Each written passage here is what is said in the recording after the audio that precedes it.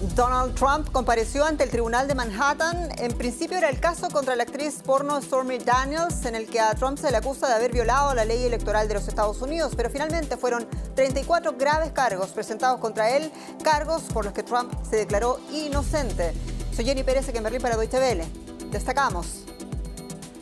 Trump se declara no culpable de los 34 cargos en su contra, entre ellos falsificación de registros comerciales. Quedó en libertad sin condiciones hasta el inicio del juicio previsto para enero del año 2024. Y Finlandia se une oficialmente a la OTAN. La alianza militar da la bienvenida a la nación nórdica como su miembro número 31 en Bruselas. La expansión duplica la frontera de la OTAN con Rusia en un movimiento que Moscú llama un asalto a su seguridad.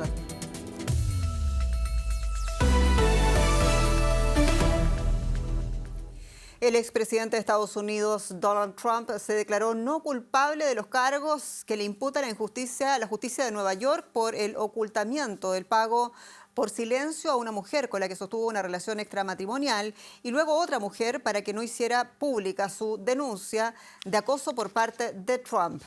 Los 34 cargos, que incluyen falsificación de registros comerciales o intento de defraudar relacionados con el pago de dinero por el silencio a la ex actriz porno Stormy Daniels y la modelo Karen McDougal. El pago no es ilegal en sí mismo, pero sí lo son las maniobras para maquillarlo en el registro de gastos de la campaña electoral. Trump ha quedado en libertad sin condiciones hasta que se reanude el proceso, que según el juez podría ser en enero del próximo año. El exmandatario ofrecerá más tarde una conferencia de prensa desde su residencia en Florida. Inmediatamente después de la primera audiencia, el fiscal del distrito de Manhattan, Alvin Bragg, comparecía ante la prensa y Bragg recordaba que todos son iguales ante la ley. Escuchemos. Según la ley del estado de Nueva York, es un delito grave falsificar registros comerciales con intención de cometer fraude y de ocultar otro delito. Eso es exactamente de lo que se trata este caso. 34 declaraciones falsas hechas para encubrir otros delitos. Estos son delitos graves en el estado de Nueva York, no importa quién seas. No podemos normalizar ni normalizaremos conductas delictivas graves. Más temprano hablábamos con el periodista argentino Argeminio Barro en Nueva York. A él le preguntábamos sobre los múltiples cargos que tendrá que enfrentar Trump en el juicio en su contra. Escuchemos lo que dijo. Hola, exactamente. Donald Trump ha sido no condenado, imputado con esos 34 cargos relacionados con la falsedad contable por ese pago, no una, sino dos mujeres en los últimos años. Por ahora todo ha transcurrido de la manera en la que se esperaba, como decimos, con un tratamiento especial a Donald Trump, al que no se le han colocado las esposas, ni tampoco se le ha hecho la icónica foto de perfil y de frente, en un ambiente caldeado en el que el expresidente ha entrado y salido por la puerta de atrás del Tribunal Penal y ahora mismo está camino de La Guardia para embarcarse en el jet hacia Florida. Así que por ahora no ha habido ninguna sorpresa, se ha declarado no culpable y está previsto que él y sus abogados trabajen para alargar y para dilatar este proceso lo máximo posible y que se mezcle, eso se dice, con las elecciones del año que viene. Y hablemos, por favor, de las figuras importantes en todo esto, como serán el fiscal y el juez a cargo de este proceso. ¿Qué antecedentes son importantes para tener en cuenta? Hay varios antecedentes. Para empezar, a día de hoy es importante, hablando también de Donald Trump, que se trata de dos personas de color. Alvin Bragg es afroamericano, el juez Juan Merchan es latino. Y hablando, por ejemplo, de Merchan, es una persona que tiene una reputación de luchar, digamos, por los de abajo. Le llaman el tirador de la calle, la persona que defiende al norteamericano común contra los poderosos. Tiene ya experiencia en la lucha judicial contra el entorno de Donald Trump. Obligó a la compañía de Donald Trump a pagar $1,5 millones por un caso relacionado con el fraude fiscal.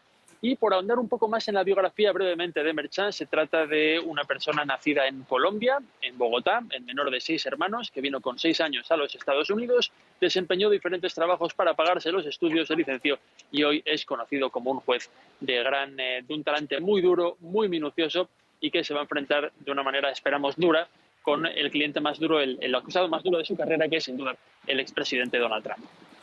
Y luego también vimos la victimización de Trump diciendo, y digo textual, no puedo creer que esto esté sucediendo en los Estados Unidos, ello pese al debido proceso. ¿Cómo has vivido ese pulso también en las calles entre los seguidores y los detractores del imputado?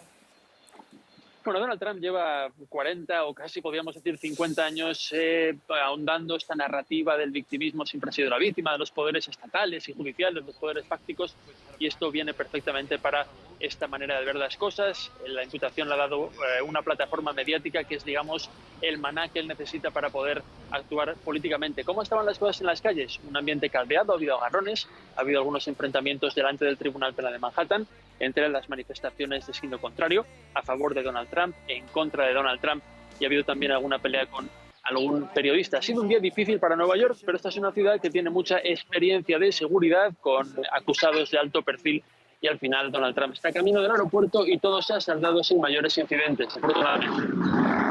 Argemino Barro, muchas gracias por todas estas noticias allá en Nueva York. Gracias a vosotros. Y desarrollamos ahora nuestro próximo tema de titulares, y es que Finlandia se ha convertido en el miembro número 31 de la OTAN. La sede de la alianza en Bruselas ha vivido una jornada de ceremonia y de emoción. El presidente de Finlandia describía la ocasión como histórica, y el secretario general de la OTAN dijo que la expansión muestra que los intentos de Rusia de debilitar la alianza ha fracasado. La inclusión de Finlandia duplica la frontera de la OTAN con Rusia en un movimiento que Moscú llama un asalto a su seguridad. La bandera de Finlandia ya ondea en la sede de la OTAN en Bruselas. Mientras suenan los himnos, Helsinki dice adiós a su histórica política de neutralidad, un movimiento impulsado directamente por la guerra de agresión iniciada por Moscú. La era del no alineamiento militar en nuestra historia llegó a su fin. Empieza una nueva era. Cada país maximiza su propia seguridad, y Finlandia también. La pertenencia a la OTAN refuerza nuestra posición internacional y nuestro margen de maniobra. Los aliados de la OTAN asumen el principio de defensa colectiva, en virtud del cual un ataque contra uno se considera un ataque contra todos. Eso significa que también las tropas finlandesas están obligadas a proteger a los demás socios de la alianza, y Finlandia, que comparte una larga frontera con Rusia, ahora puede contar con el apoyo de Estados Unidos, Francia y Alemania, entre otros. Este es un día de alegría porque Finlandia gana en seguridad y la OTAN se fortalece con la adhesión de Finlandia. Pero teníamos previsto que Finlandia y Suecia pudieran entrar juntas. Pero no pudo ser. Aunque Suecia y Finlandia solicitaron el ingreso el año pasado, Suecia sigue a la espera porque su solicitud está retenida en Turquía, que acusa al país nórdico de ofrecer refugio a terroristas kurdos. También Hungría se ha resistido a ratificar el ingreso, una situación frustrante para el ministro de Asuntos Exteriores sueco. Nos gustaría que ocurra lo antes posible. No hay ninguna razón para que ni el Parlamento turco ni el Parlamento húngaro sigan retrasándolo. Rusia considera a la OTAN una amenaza para su seguridad y quiere garantías de que Ucrania no será incluida. La alianza insiste en que su puerta sigue abierta, pero no está claro cuándo se podrá invitar a Ucrania. Por ahora, los países de la OTAN dicen que seguirán armando a Kiev. Con Finlandia, su alianza pasa de 30 a 31 países. Y ampliamos con nuestra periodista en Bruselas, María García Sornosa. Vamos a encontrarla. María, hablemos por favor de la consecuencia concreta de la ampliación de la OTAN con el ingreso de Finlandia, de por ejemplo la extensión de la frontera con Rusia. Cuéntanos por favor. Sí, Jenny, la primera implicación del ingreso de Finlandia, como dices, es que la frontera terrestre entre Rusia y Finlandia se duplica, pasa de unos 1.200 kilómetros a cerca de 2.600. Pero la más importante es que a partir de hoy Finlandia se encuentra bajo el paraguas de la cláusula de defensa colectiva del artículo 5. Por su parte, la Alianza Atlántica suma en sus filas a uno de los ejércitos más preparados y potentes, también más modernizados, porque Finlandia, a diferencia de la mayoría de países europeos, no ha reducido su gasto en seguridad y defensa durante las últimas décadas tras el fin de la Guerra Fría. Se trata de un paso histórico porque el país nórdico pone fin a casi 8 décadas de política de neutralidad y de no alineamiento, y aquí en los cuarteles generales lo celebran como un recordatorio a Vladimir Putin de que las puertas de la OTAN continúan abiertas, lo que se interpreta como un guiño a Ucrania. El Kremlin, por su parte, ya ha reaccionado, ha amenazado y ha advertido con represalias, y la Alianza Atlántica, para rebajar las tensiones, ha asegurado que por lo pronto no va a desplegar a tropas en este país.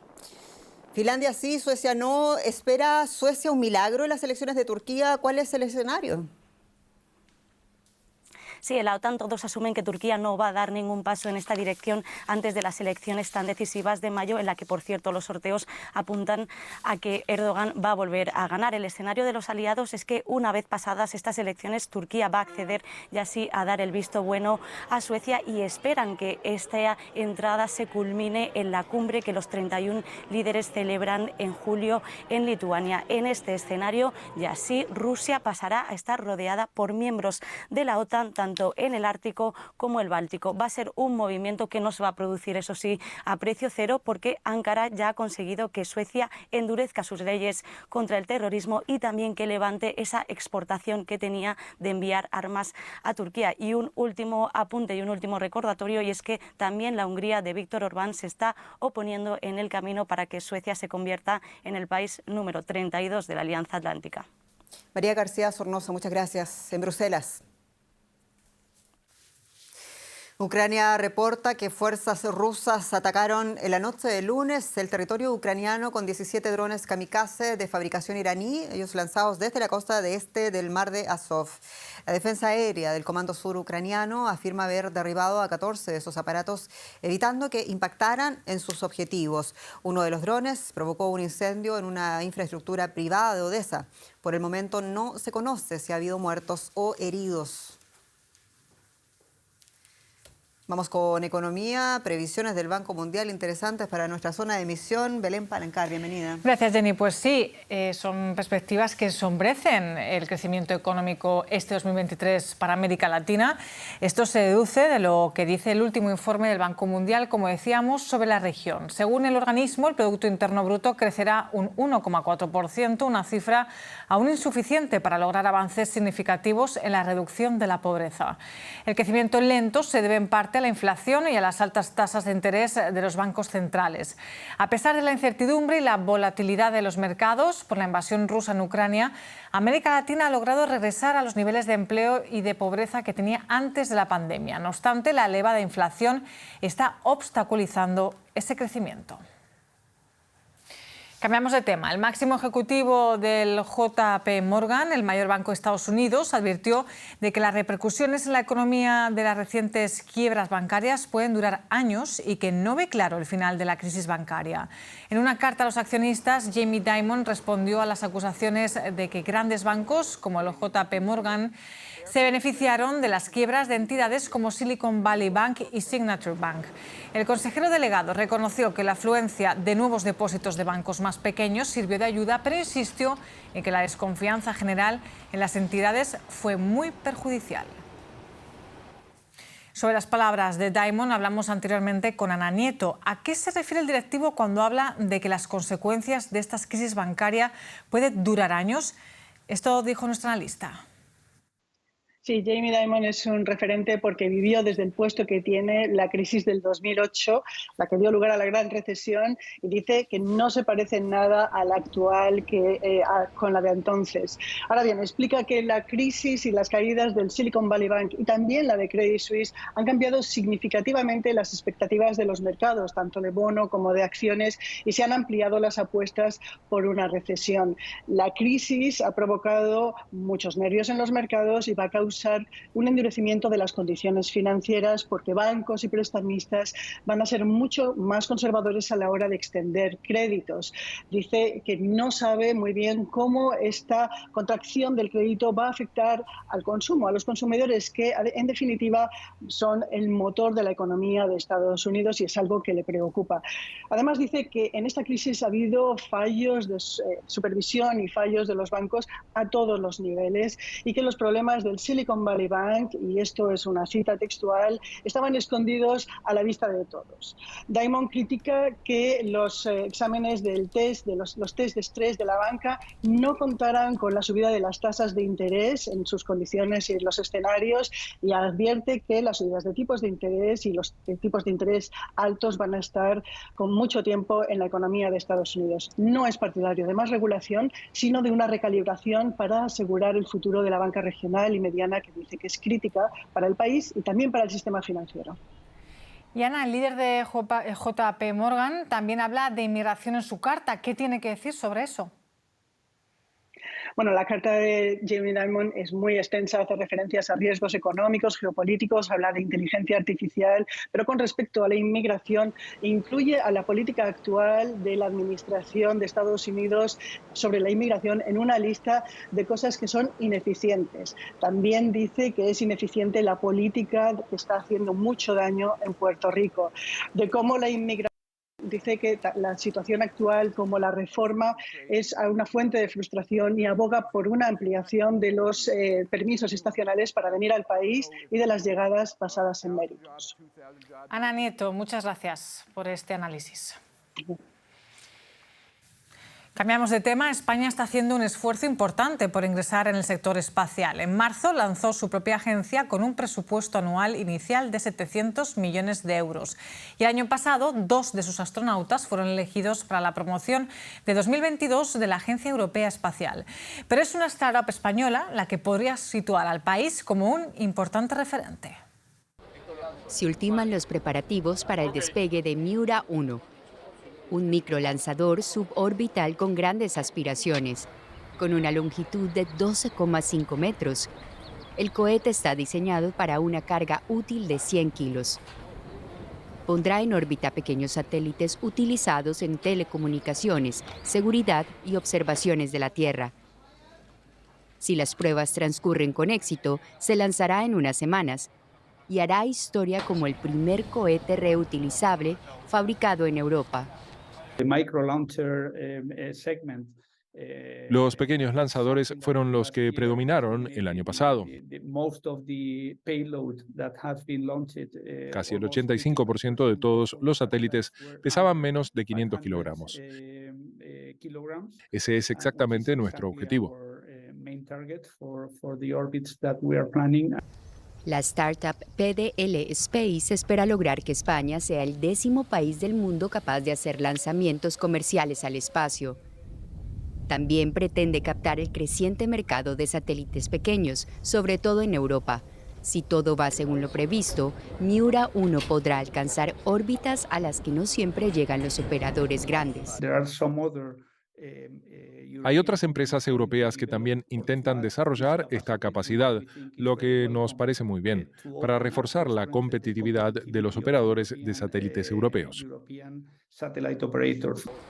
El éxito de Miura 1 allanará el camino a Miura 5, un cohete orbital más grande, capaz de transportar 5 veces más que el Miura 1.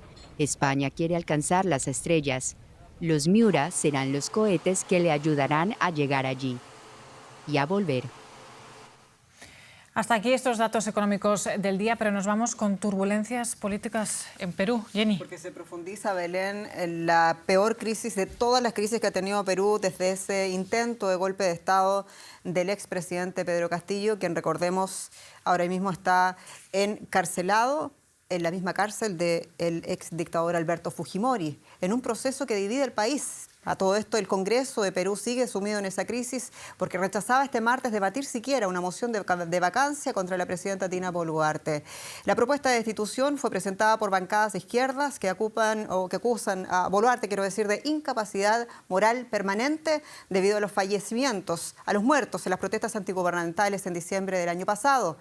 El presidente legislativo ya había advertido el rechazo a la eventual destitución de Boluarte y afirmó que la prioridad ahora es la estabilidad en el país tras el caos desatado con el fallido autogolpe de Castillo en diciembre.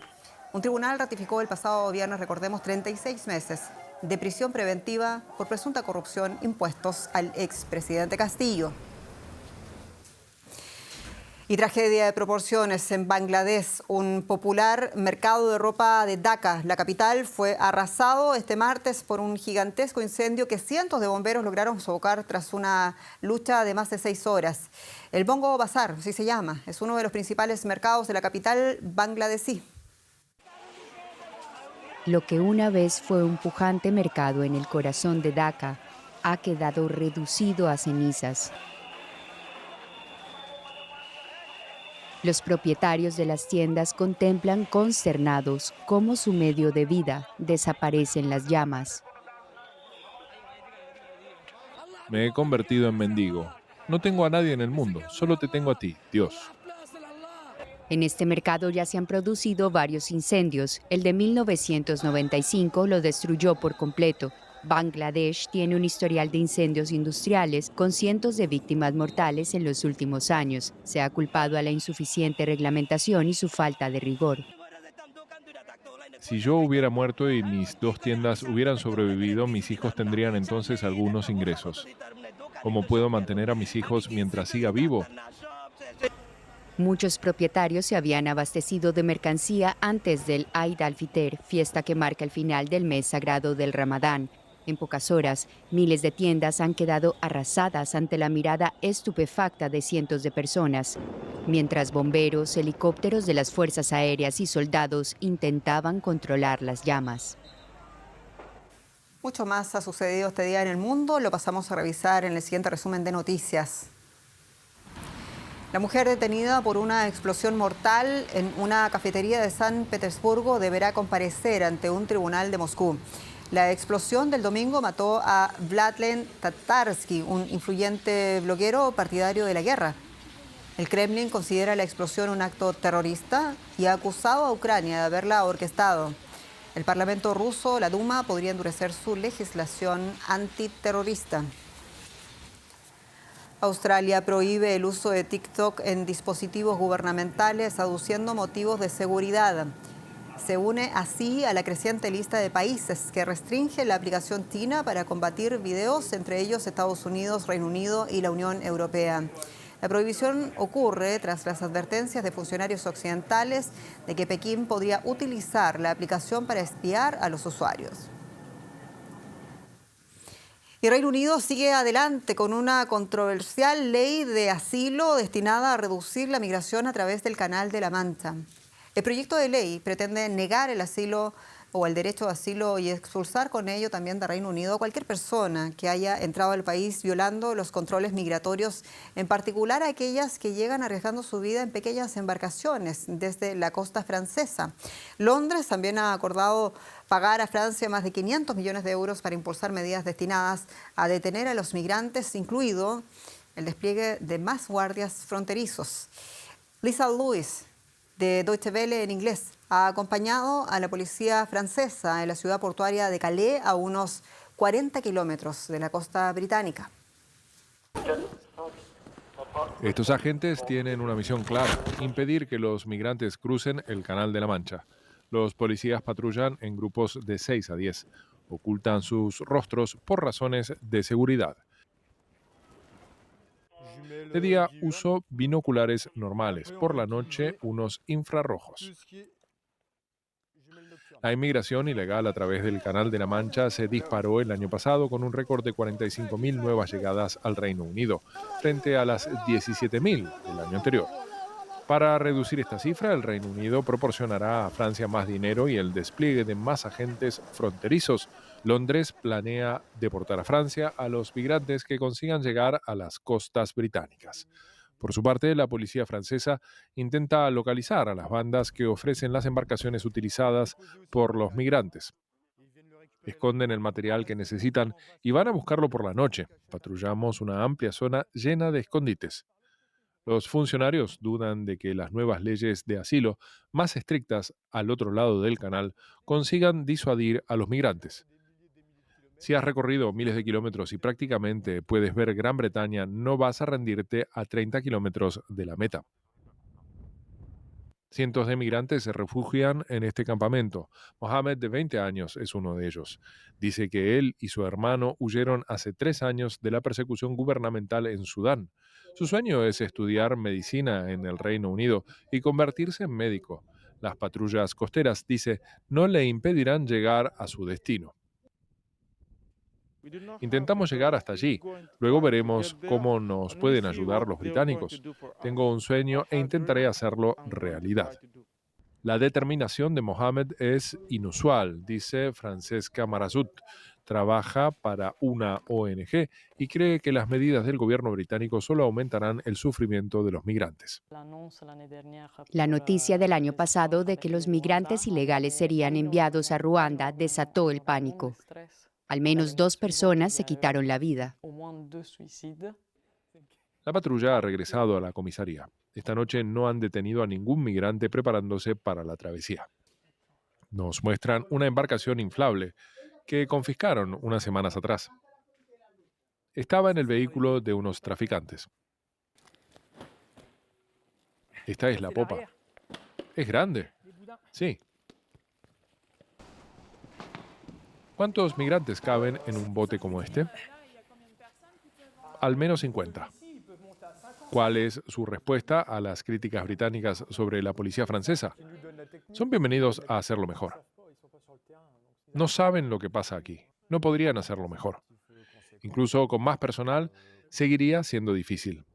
La costa francesa del Canal de la Mancha tiene 120 kilómetros de largo. Solo aquí, en Calais, los guardacostas tienen que vigilar un trecho de 30 kilómetros.